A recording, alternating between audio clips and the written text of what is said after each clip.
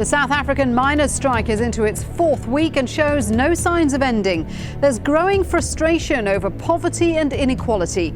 And as links between the mines and the ruling party are exposed, we ask, is there a new kind of apartheid in South Africa?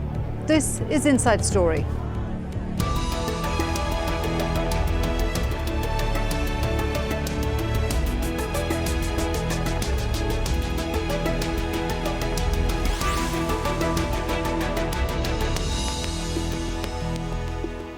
Hello there, welcome to the programme. I'm Shiulie Ghosh. The shooting of 34 miners last month by police was a shocking reminder of South Africa's apartheid past. And it's brought to the forefront the anger many people feel over the country's growing class divide. Now the ANC and its policies are under the spotlight. On Monday, police fired rubber bullets at striking gold miners. The gold mine has business ties to relatives of President Jacob Zuma and Nelson Mandela. And the platinum mining company Lonmin has a prominent ANC member sitting on its board. Miners themselves are also divided, with many believing the main NUM union is too close to both mine owners and the state. Now a breakaway union, AMCU, is promising war over pay and living conditions. Miners are marching again and the political fallout is damaging the ruling party. Harry Mutasa reports. Aaron Chungu says security guards shot him with rubber bullets on Monday. The gold miner wanted his job back and compensation for the months he's not been working. He lost his job in June for taking part in an illegal strike. His take-home pay after deductions was about $360 a month, which he says was not enough. Because I have 3 children. I also send money to my 5 sisters. I struggle to pay rent and buy food every month. It's worse now because I'm not working. He pays $20 a month for this shack. He is 2 months behind in rent. South Africa's total mineral reserves are estimated at $2.5 trillion, but many of those that work in the mines live in poverty and squalor. Workers are threatening to halt production in all mines if salaries and living conditions aren't improved. 18 years after the end of apartheid, many people didn't still think they'd be living like this, and they're getting increasingly frustrated and angry. The unions have traditionally been a powerful support base for President Jacob Zuma. Many feel union members helped put him in power in 2009. It's an election year for the ruling party, the African National Congress. Zuma wants a second term as party leader, but that might be difficult. There are many other issues of leadership that has been really tumbling on, and we have court case after court case, decisions made that are really not rational in the constitutional sense, and so on. I think if anyone were to stand up at this stage to seriously challenge and to contest for the presidency of the ANC, Jacob Zuma cannot simply take it that he will win. This latest unrest started in the platinum sector last month. It's now spread to the lucrative gold mines. Some fear the unrest could spread. Harry Mutasa, Al Jazeera, Springs, South Africa.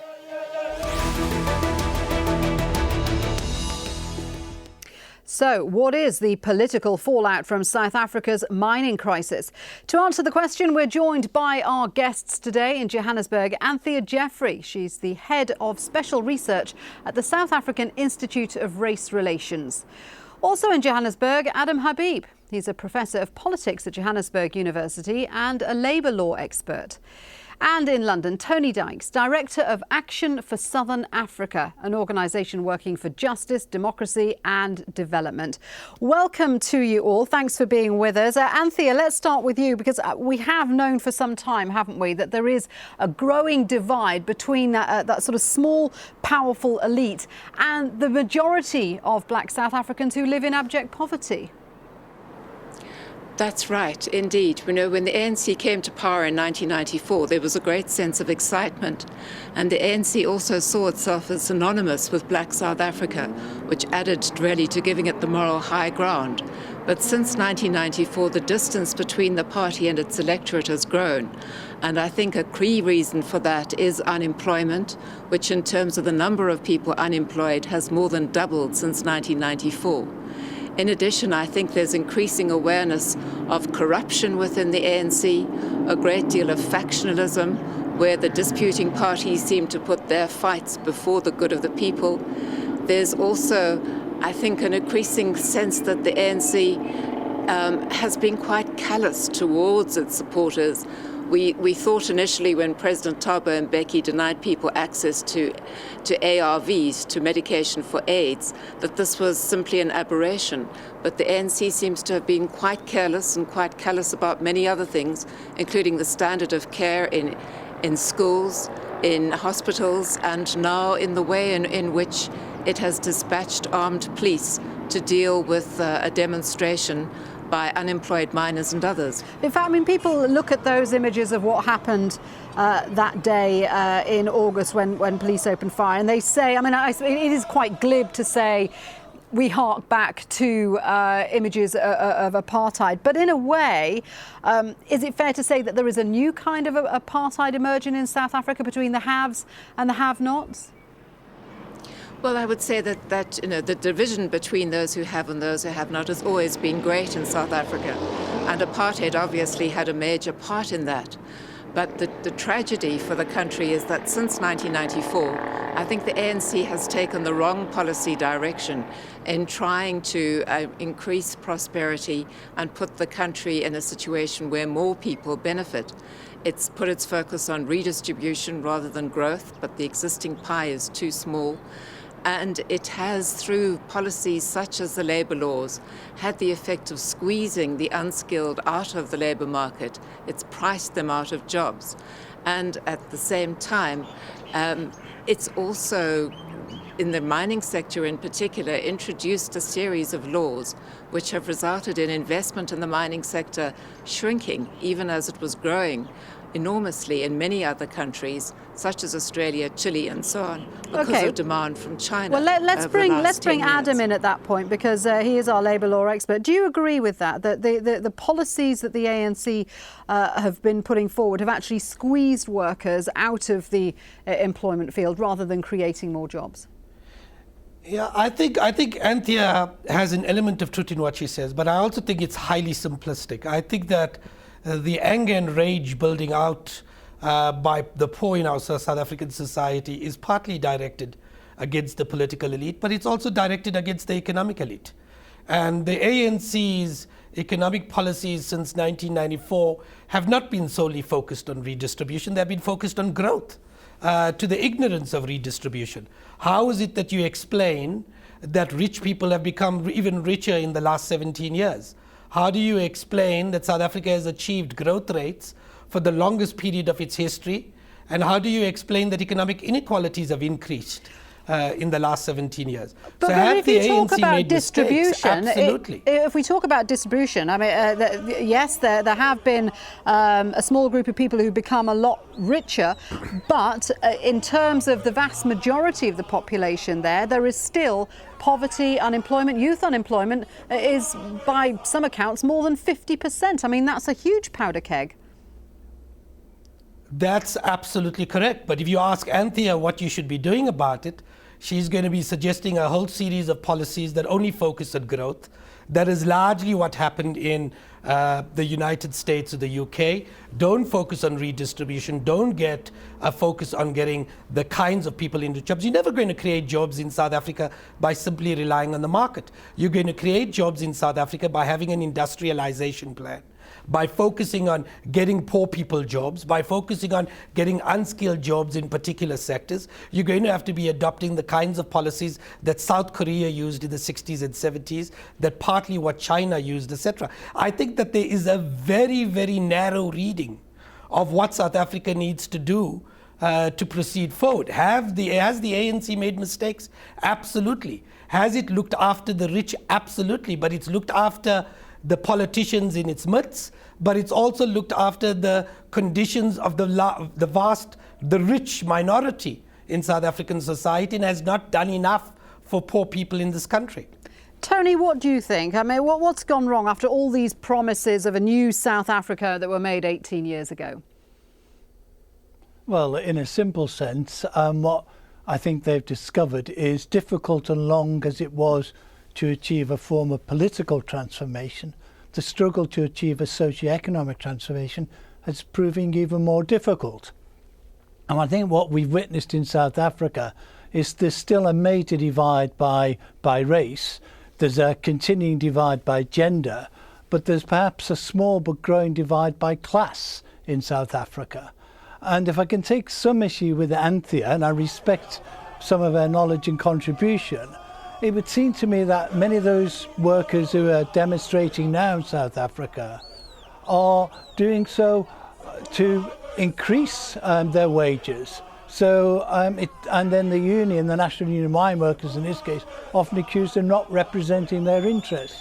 So the challenge for South Africa is to create decent jobs, to reduce unemployment, and bring about, I think, with the private sector, the public sector and the state, a transformation that really does benefit all South Africans. But this is one of the things that we're questioning, this relationship between the NUM, the ANC and the mining companies. Now, a lot of miners have left the NUM because of what they say is a much too cosy relationship with mining management and with the ANC. I mean, the NUM is spearheading the campaign for Jacob Zuma's re-election as party leader. Well, I'm not quite certain that's up to the NUM. I think there is obviously some dissatisfaction in certain areas with the NUM, but it's still by far the largest union in the mining industry. But again, it's slightly odd, and I'm not here to defend the NUM, but that there are some critics who say they're not really representing the labour force. But these same people would say, but they need to moderate the wage demands. Yet that labour force is critical of the NUM for moderating wage demand. So some in the leadership of the union might feel, they're between a rock and a hard place in some ways. But clearly unions need to be able to represent the interests, the best interests of their membership. OK, well, let's just look at this relationship between unions and the ANC a little closer. Julius Malema, the expelled ANC youth leader, has demanded the resignation of President Jacob Zuma over the violence. He says miners should fight for their economic freedom. The reason our government is failing to intervene in the mines is because our leaders are involved in these mines. President Zuma's foundations, the foundation that President Zuma Gaufela, declared the from the mines, and that is why he can't stand up against the mines. Comrades, you only have yourself. You must stand up, you must fight for your rights. Anthea, you mentioned briefly the issue of corruption earlier. There is this feeling, isn't there, that there is a much too close relationship between, well, as Julius Malema said there, that the leaders have a stake in the mine. We know that the former union leader Cyril Ramaphosa is now sitting on the Lonmin board. So there's a man who's gone from fighting for workers' rights to having mining shares. People perceive a wrongness to that. Well, I'm not sure that that's really, in any way the proximate cause of what has gone wrong here. I think it is absolutely crucial to recall that though we have had some growth since 1994, it's been anemic. It's averaged around 3% a year, whereas what we need is 6-7% a year. And the people who do have jobs now, and they're a very small proportion relatively, are having to take care of very many more dependents who don't have jobs. So that the rock drillers at Lonmin, for example, are said to be earning in the region of 10,500 rand, which comes down from that after deductions. But their money is having to support a wife and family back in the rural areas, plus probably a wife and family close to the mine as well. And it's the level of unemployment. It's the fact that we have now 7 million people who are unemployed, which adds to the sense of desperation. And I think the ANC has certainly made a mistake in its BEE policies, which you were referring to, because people like Cyril Ramaphosa have become very wealthy, and there has been little benefit to those at the bottom. And it has added to a sense that the government doesn't really care enough. But the most important, the most critical need is to amend the labour laws and to also improve the schooling system and to improve growth so that we can have more opportunities for more people and a sense among many more South Africans that they do have a stake in the existing system, that they don't want just to overturn everything and the hope that what rises from the wreckage is better. But is there a feeling, and Adam, let me ask you this, is there a feeling that, amongst workers, amongst miners, that the ANC and the main union are moving away from protecting their interests? I mean, some miners are saying, look, the employer, the government, the police, even the trade union, they're all working together. Who's looking after our interests? That's right. And this is where I think Anthea makes the story very, very simplistic. Is the problem the ANC? Yes. But those miners find that as much as the ANC has abandoned them, so too has business abandoned them. The economic policies by the ANC has to a large part followed the requirements and the recommendations of the business community. If you simply look at the policies post-1996, those policies, bar the Labour Relations Act, were largely what big business wanted. It was the deregulation of the financial sector. It was the deregulation of finances and the monetary sector. It was the deregulation of the trade sector. It was a simple reliance of the market. The only concession that the ANC had made to the unions was the Labour Relations Act. And if you ask Anthea, what do you need to fix the problem of unemployment? It's simply get rid of the Labour Relations Act and everything else will be resolved. That's not true. What you're going to have to do is have to look at labor relations laws. There's no question about it. But you also need a new industrialization plan. You need a more interventionist state. You need investments in education. You need investments in healthcare. You need a much more complex formula than the propaganda coming out of business. Adam, do you think that's what, unfortunately, Anthea is propagating. But also, I want to come back to this point of the relationship between the ANC, the mining companies, and the unions. Do those ties mean that it's impossible for the state to mediate in labour conflicts like we've seen in the mining dispute? I think that's entirely right. I think that there has been an unholy alliance between elements in the ANC and elements in the business community and elements in the union movement. And what that has created is a difficulty, at least for the political leadership, to actually intervene timeously and appropriately to address workers' concerns. And that's the tragedy of where we are at. And because of that, these very workers have now decided to look towards competitor unions that have played all kinds of cards. There's a lot of argument that Julius Malema is an opportunist. He may very well be an opportunist. But the question is why does his words strike the resonance that they do amongst mine workers? Because mine workers feel marginalized and they feel that they've been forgotten by the power holders in society. Tony, do you think that the mining industry and the corporate world in South Africa has been particularly slow to embrace change? There is a frustration, isn't there, that very little has improved over the last 18 years? I think that's true. I think they've done some good and useful things, but a study by the Benchmarks Foundation of the area where the Marikana mine is, it looked at corporate social responsibility programs of business and found for the most part they were window dressing, they were top down, they really didn't benefit the local community. The black economic empowerment schemes Anthea referred to, I mean, it seems to have been a more cosy relationship between elites rather than benefiting the vast majority of citizens. And it seems to me that business in South Africa has tried to say, well, we'll go along with a political change, but by and large, it's business as usual with a bit of window dressing. The awful, terrible events around Marikana and elsewhere are a massive wake-up call to all involved in South Africa. Government, civil society, the trade union movement, but most of all, I think business, to really get their act together and play a role in a transformation that matches the political transformation that occurred around 1994. Right, this is what Archbishop Desmond Tutu says. He's spoken out about the growing disillusion with the ANC. He said people are going to sleep hungry in this freedom for which people were tortured and harmed. It's difficult to believe people are getting such money and benefits and are driving such flashy cars while the masses suffer in cramped shacks.